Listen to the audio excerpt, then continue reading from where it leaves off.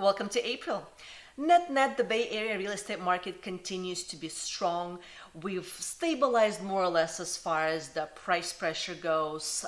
The beginning of the year, we saw a big jump which originated in South Bay Area and trickled up and up the East Bay, up the peninsula, across the bridge.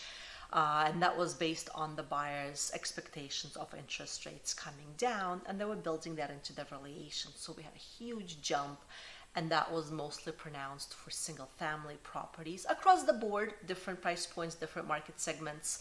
And we also saw that in condos and townhomes. This past month, to be quite frank, was the change. And things are more or less stable now. We continue to expect to have a shortage of inventory, which is chronic for Bay Area. We operate in this inventory shortage environment where we have more buyers than sellers. And if we look at it that way, the buyer demand, more and more buyers continue to be comfortable with the economy, and they're converting to being actual buyers. On the supply side, we are not expecting any sellers to flood the market with inventory as interest rates trickle down. For data on that, take a look at my January market forecast. It's in this playlist. And that's just simply because we know the proportion of sellers in Bay Area who have a mortgage rate at 2, 3, 4, 5, 6%. And looking at the Federal Reserve's guidance of where rates will end up per their expectations, it's not going to be enough to convert sellers who have a really low mortgage rate.